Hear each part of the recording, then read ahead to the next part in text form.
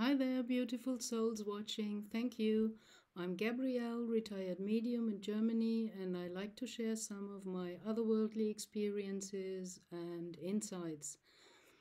So, this one is part two about my new views of my NDE at Taj Mahal in India. Because it's kind of impossible to pack everything into one story, and I don't like very long videos as well. So, still some parts missing. I told in the video before that I kind of telepathically, sorry, um, I kind of telepathically said goodbye to my mother and to my boyfriend during the NDE experience when I was more or less at the end of my life review, which I know now more or less takes place in the OBE status, in out of body, because you can't have this connection with the oversoul and a different viewpoint within this body, very rarely. So in NDE, a part of the whole thing happens in out of body experience. So the thing is, when I came back from India and visited my parents again, there was a moment when my father was out of the living room because he could have never understood that. He was the kind of rational guy, but also very traumatized by war, same like my mother. She had always inklings, and I think she had antennas. And I know now that this is inherited in the motherly line. So she always had this, the same, I think, that I have. And she never could explore it or work with it because she, after the war, was just in survival mode. So when my father went out of the living room, she grabbed me by the arm and started, without any explanation or any sentence that had anything to do with what we were talking before, she started, "What happened on that day in at that hour? I woke up in the middle of the night and felt, oh, my child, something happened to her." So she got the whole procedure when I telepathically said goodbye to her. So that was proof for me that she got it. Although I couldn't explain it to her what happened, I tried it very cautiously, just telling her, well, I had a moment where I felt I'm dying and I was saying goodbye to you, and I left it there. And she was content with that and didn't want to know anything further and did not ask anything. She just wanted to know what she felt that night. And when I looked back in my calendar at that time, it was exactly the day when I was at full moon night at the Taj Mahal, and even the 7 hours of time difference between India and Germany were absolutely correct. So she got it, and she was my kind of proof that this whole thing was real. So I want to pick up again after the life review. I had this feeling of floating out of my body. I did not use my legs to walk. I was in that tunnel surrounding that many other NDEers also talk about.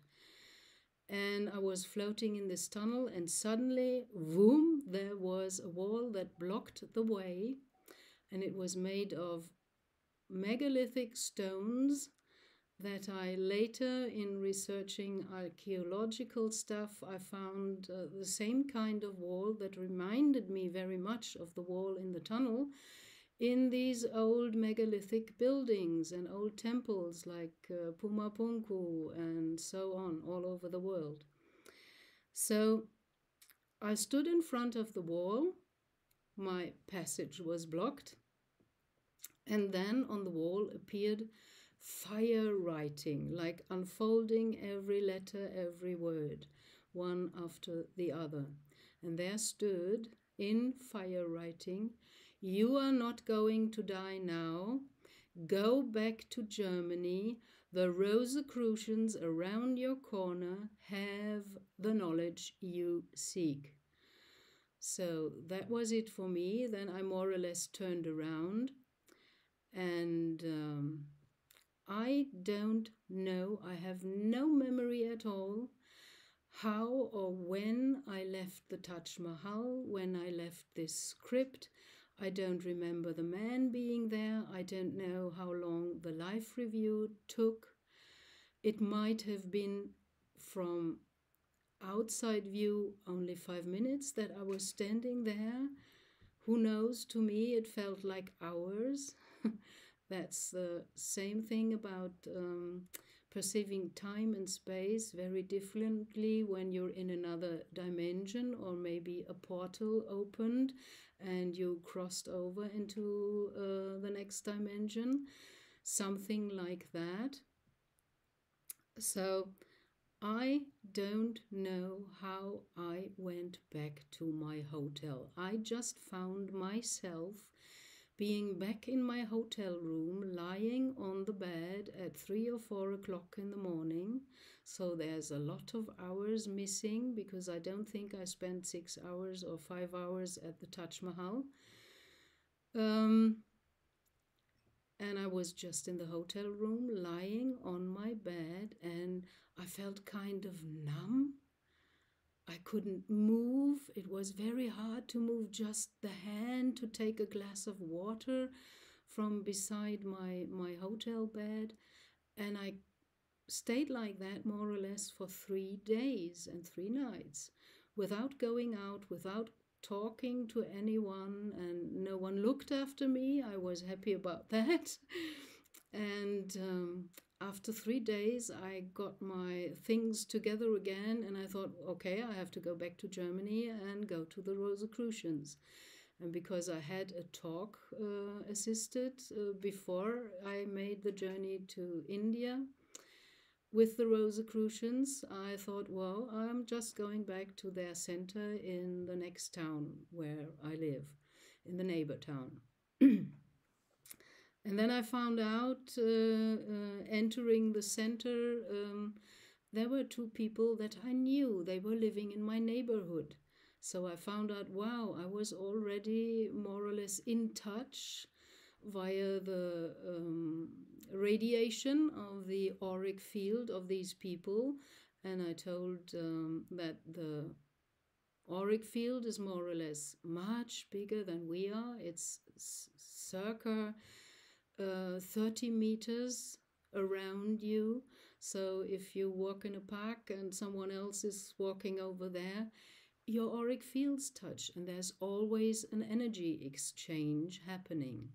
So you might plant some seeds without knowing it into another one's aura, and they as well. So I still don't know how all this happened, but I know I took a rickshaw with these two guys to get to the Taj Mahal. This memory is firm, and I'm sure about that. And I have no memory of going back alone on my own, taking a rickshaw or any kinds of transportation to get from the Taj Mahal to my hotel room. So this is still a mystery, and I tend to think now, because I've been astrally on ships, that maybe they my star family, my soul family on the ship, zapped me out and brought me back to the hotel room. I don't know. There's 4 or 5 hours missing time, and I have no memory of that. Okay, so with that, I think now the whole story is completed and I haven't forgot anything.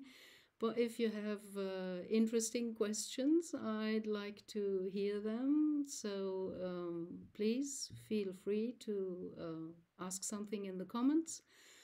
And I'd be lucky to answer it if I can. If not, I'm going to ask the Elohim, or think newly about that myself, and hopefully we meet again and can carry on exchanging different viewpoints about all the wondrous things that happen to one in one's life sometimes. Okay, thank you, dear souls, for watching. Have a blessed time. Bye.